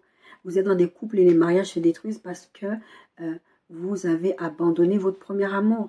Quand vous êtes approché de cette femme-là, vous lui avez fait la cour, vous avez tout fait pour la voir, et maintenant vous êtes marié avec cette femme-là, vous ne faites plus l'effort de ranimer la flamme. Et vous demandez pourquoi elle en a marre. Surtout que les femmes, souvent, elles supportent. Elle se plaint, à un moment donné, elle se tait. Parce que là, c'est maintenant, elle est en train de se préparer à partir. Et vous vous demandez pourquoi votre relation avec Dieu ne fonctionne pas, pourquoi vous ne vivez pas les bénédictions, pourquoi vous ne vivez pas, en fait, les promesses de Dieu pour vous. Moi, j'ai souvent eu cette conversation avec le Saint-Esprit, de dire, mais Saint-Esprit, tu n'es pas un Saint-Esprit dilué, c'est pas les apôtres, ils ont eu un Saint-Esprit en plein de son potentiel, et nous, on a le Saint-Esprit dilué. C'est le même esprit qui a ressuscité Christ, qui a été avec les apôtres, qui est avec nous, qui habite en nous. Pourquoi il y a des blocages? Posez-vous la question, quelle est la relation que vous avez avec lui? Qu'est-ce que vous y mettez dans la relation? Parce qu'il faut avoir cette relation avec le Saint-Esprit. Je vous dis, le but de ma chaîne, c'est vous amener près du cœur de Dieu. C'est vous amener à connaître Dieu, savoir qu'est-ce que Dieu aime, qu'est-ce que Dieu n'aime pas, que vous sortiez de cette image que Dieu est le Père fouettard, que Dieu va vous emmener en enfer, que si Dieu il aimait les gens, il n'allait pas les envoyer en enfer, que tout le monde devrait aller au paradis. Vous devez sortir de ça. Et je ne dis pas ça que pour les païens, c'est pas que les païens qui passent comme ça, malheureusement. Il y a cet adage qui dit, une fois sauvé, toujours sauvé. C'est pas vrai. La Bible dit de travailler à son salut. Si la Bible dit de travailler à son salut, c'est que vous pouvez perdre votre salut. Ce n'est pas que c'est Dieu qui va s'éloigner de vous, c'est vous dans votre comportement. Si vous faites la sorcellerie, si vous faites des choses qui ne sont pas bien devant Dieu, il y en a qui vont dire que oui, c'est parce qu'ils n'ont jamais été chrétiens. Non, c'est faux. Il y a des chrétiens authentiquement et qui font n'importe quoi. Des vrais sorciers. Et le problème, c'est quand vous êtes dans la médisance, le blasphème, des choses comme ça par rapport aux autres. La Bible dit, un des commandements, c'est tu ne porteras pas, par exemple, de faux témoignages. Il y a des gens qui font ça. Tu ne commettras pas d'adultère. Il y a des gens qui font ça. Ils se disent chrétiens. Vous ne connaissez pas Dieu. Parce que Jésus dit, si vous m'aimez, vous garderez mes commandements. Et en fait, tout ça, c'est une histoire d'amour. Ce que vous faites, ce n'est pas d'avoir peur de Dieu, c'est d'aimer Dieu. Parce que vous aimez Dieu, vous allez faire les choses qui vont tenir à son cœur. Vous aimez Jésus, vous allez faire, vous dites, ah, la croix, là, c'était pas n'importe quoi. Je ne vais pas cracher sur la croix à chaque fois que je fais une bêtise. Je ne dis pas qu'on ne tombe jamais, on tombe, mais ça ne doit pas devenir votre style de vie. Il y en a, ça ne vous dérange pas d'avoir un style de vie qui est contre Dieu. D'accord? Romains 8, 14 à 16 et 26 à 27, je vous lis quelques versets. Car tous ceux qui sont conduits par l'Esprit de Dieu sont fils de Dieu, verset 14. Et vous n'avez point reçu un esprit de servitude pour être encore dans la crainte. Le Saint-Esprit qui habite en vous vous fait comprendre, vous n'avez pas à avoir peur. Ni de personne, ni des sorciers, ni des diables, mais encore moins de Dieu. Votre relation, c'est une relation d'amour et de respect. Dieu vous aime et Dieu vous respecte tellement qu'il vous laisse le choix de le suivre ou pas. Est-ce que vous vous rendez compte? Est-ce que Dieu est obligé de vous respecter? Il a créé le ciel et la terre. Et Dieu vous respecte et vous laisse le choix. Mais vous ne respectez pas Dieu. Nous ne respectons pas Dieu. Nous ne l'aimons pas.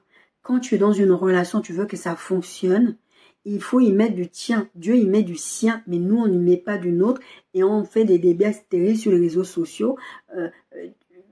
Je ne peux pas prier nu, je ne mange pas de porc, parce que on s'en fiche. Qui dis-tu que Jésus est? Qui est Jésus pour toi? Est-ce que tu as vraiment eu la révélation? Parce que je vous assure, si vous avez la révélation du Fils de Dieu, vous n'allez pas traiter les homosexuels, par exemple, d'abomination. Parce que vous savez que ce n'est pas le mandat que Dieu vous a donné, que Jésus ne vous dirait jamais de faire ça. Même moi, je me suis retrouvée dans la situation, j'avais raison, j'ai mal réagi. Le Seigneur m'a dit, est-ce que tu crois que c'est bien ce que tu as fait? Parce que je suis un mauvais témoignage. Parce que si moi, je veux amener les gens près de Christ, je dois être un bon témoignage.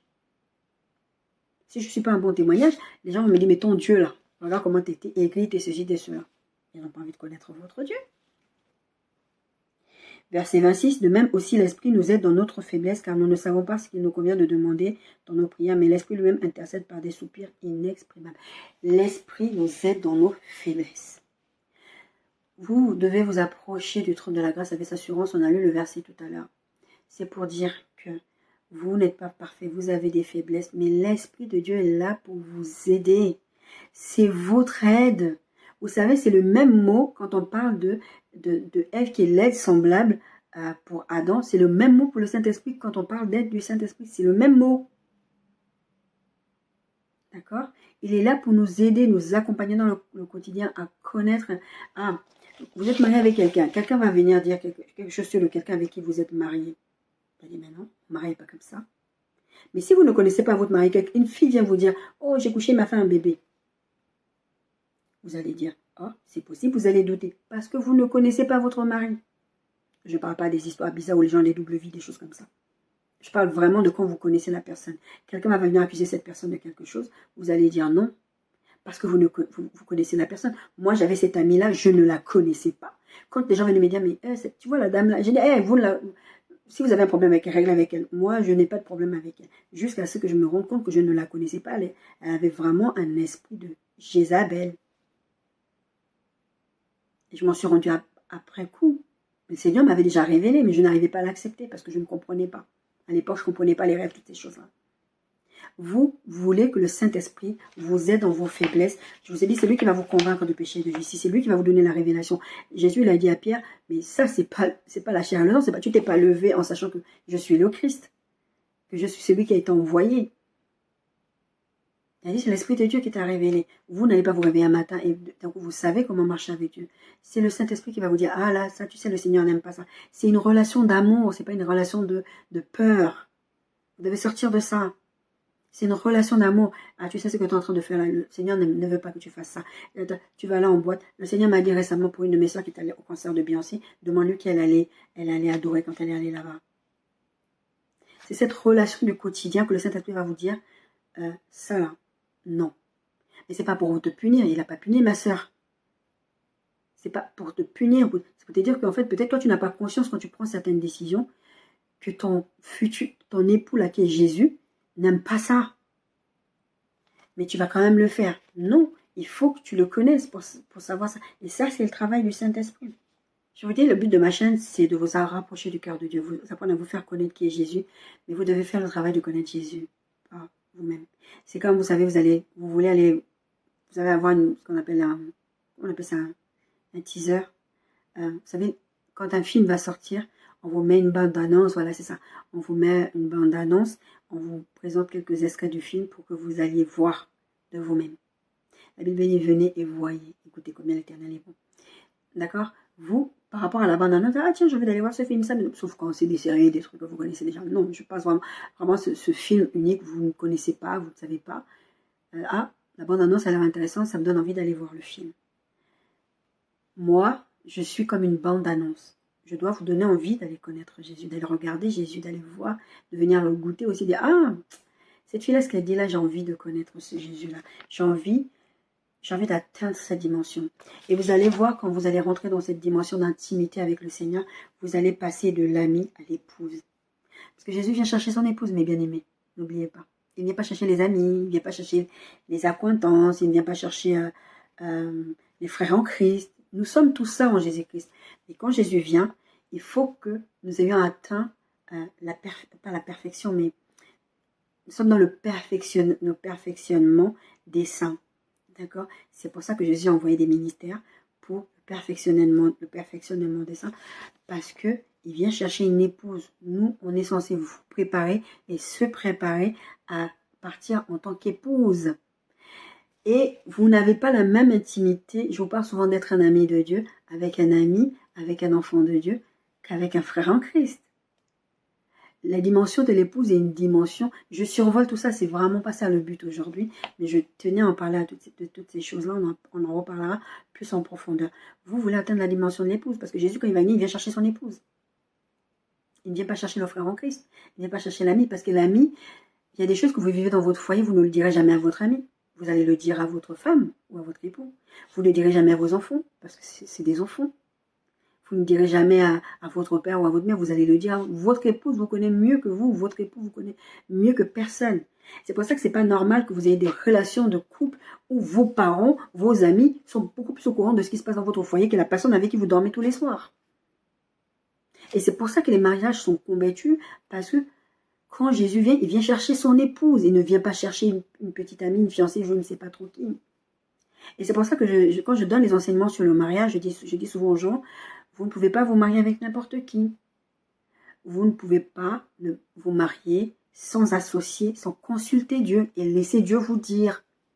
C'est vrai, c'est écrit dans la Bible que mariez-vous dans le Seigneur. Mais mariez-vous dans le Seigneur, ça veut dire demander à Dieu de vous conduire. Le Saint-Esprit, il est là pour ça. Abraham avait envoyé son serviteur aller chercher une épouse pour Isaac.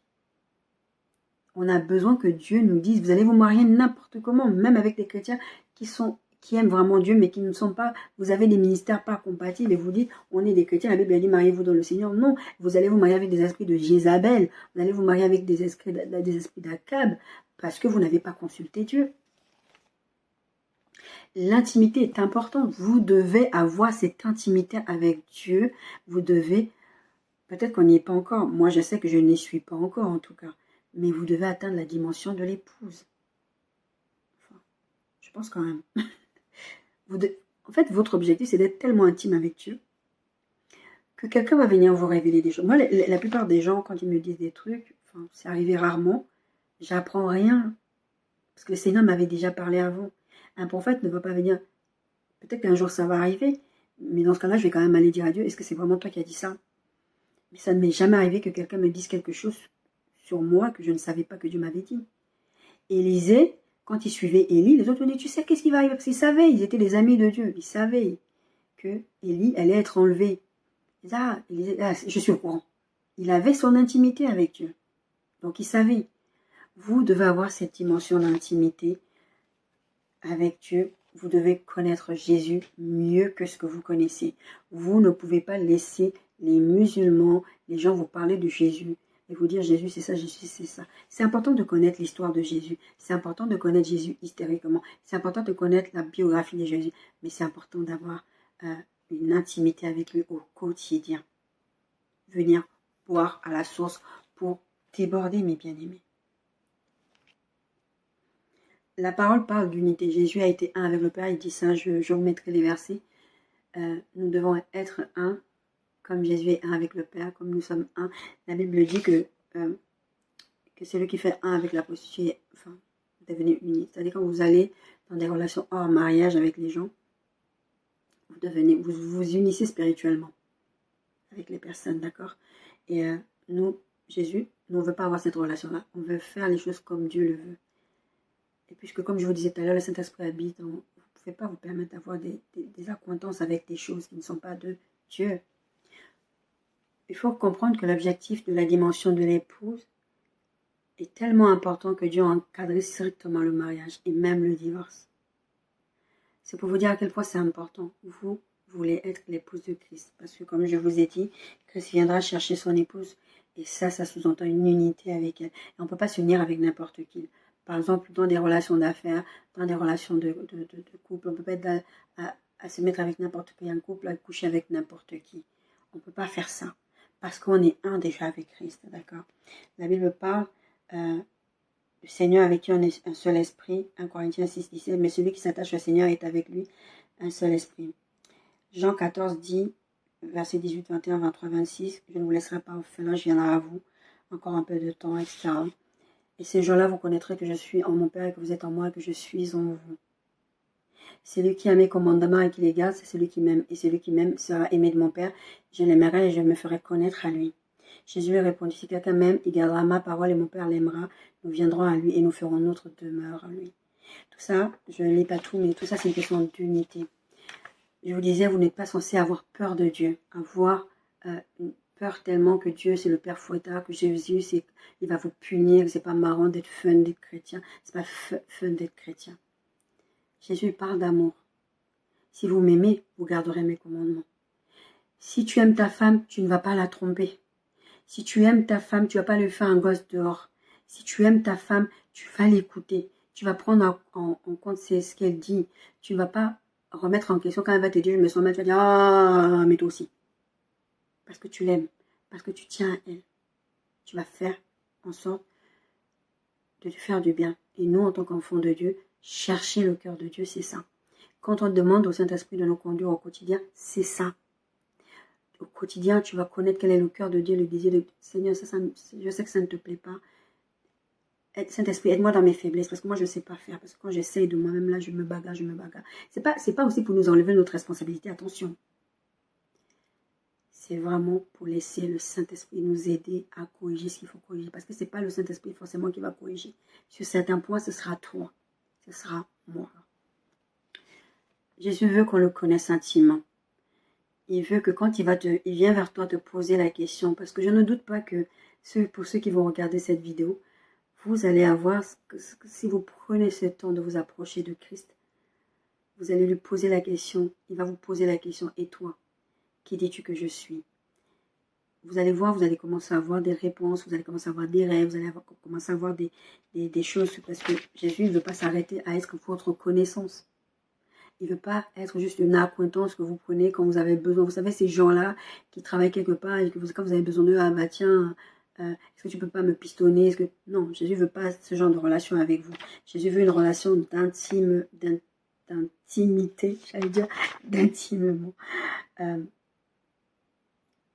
Il veut que vous le connaissiez et que vous sachiez qu'il vous aime. Il veut que vous le connaissiez au point que vous ne le confondiez pas, comme Jésus parlait des faux, que les faux viendront, que vous ne confondiez pas avec quelqu'un d'autre. Vous savez, j'ai écouté un témoignage c'était hier ou avant-hier du pasteur, je crois que c'était Ivan Castano. Il est parti à Kinshasa. Il a un frère jumeau, Ivan Castano, qui est très connu aussi à Kinshasa. Donc il est parti là-bas, je ne sais pas pourquoi il est parti, dans la vidéo, c'était pas dit. Et il a pris une chambre d'hôtel avec son épouse. Et les gens de l'hôtel, comme ils connaissent son frère jumeau, ils le connaissent de vue, ils l'ont déjà vu, il est connu, personnalité publique. Ils ont commencé à se dire, oh, Yves Castano, parce qu'il s'appelle Yves, il trompe sa femme. Parce que c'est des jumeaux. Mais ceux qui les connaissent personnellement savent déjà, au niveau de sa personnalité, il ne tromperait jamais sa femme. Mais les autres vont faire, oh, grande vidéo YouTube, oh, parce que il expliquait que les gens le regardaient bizarrement. Il a dit, non, non, non, c'est pas moi, c'est mon frère jumeau, ça c'est ma femme, tout ça, tout ça. Quand vous connaissez Jésus intimement, il y a des choses qu'on va vous dire, ça ne va pas vous ébranler. Jésus a dit, il y aura des bruits de gueule, on a parlé tout à l'heure du fait qu'il y aura des messies qui vont venir, des gens qui vont venir, qui vont se dire, c'est moi le Christ, c'est moi le Messie. Il y a plein de gens qui ont fait ça déjà. D'accord. L'antéchrist, c'est ce qu'il va faire. D'accord. Vous êtes, comme vous le connaissez, vous le pratiquez intimement, vous êtes son épouse, vous êtes en devenir. Quand Jésus va venir vous chercher là, il va venir vous enlever, il va enlever son église qui est son épouse. Vous vous préparez pour ça. Vous préparez à être l'épouse de Christ. Et c'est ce processus-là. Vous passez de l'enfant, vous passez de l'ami, vous passez du frère en Christ, ces trucs-là. Tout ça, vous avez besoin de connaître comme ça. Quand il y a un faux Christ qui arrive, c'est comme ça que vous allez savoir. Et ça, c'est le travail du Saint-Esprit. Éphésiens 1, 16 à 18. Je ne cesse de rendre grâce pour vous, faisant mention de vous dans mes prières, afin que le Dieu de notre Seigneur Jésus-Christ, le Père de gloire, vous donne un esprit de sagesse et de révélation dans sa connaissance, et qu'il illumine les yeux de votre cœur, pour que vous sachiez quelle est l'espérance qui s'attache à son appel, quelle est la richesse de la gloire et son héritage qu'il réserve aux saints. Que le Saint-Esprit vous donne la sagesse et qu'il vous donne la révélation de la connaissance de Jésus-Christ. Mes bien-aimés, posez-vous la question. Qui est Jésus? Est-ce que je suis juste une connaissance de Jésus? Est-ce que je suis juste son frère en Christ? Est-ce que j'ai une dimension d'intimité avec lui qui ne fait qu'évoluer comme dans une relation amoureuse? Vous devez chérir votre relation avec Dieu, chercher à l'approfondir pour ne pas être ébranlé dans cette vie-ci. Soyez bénis.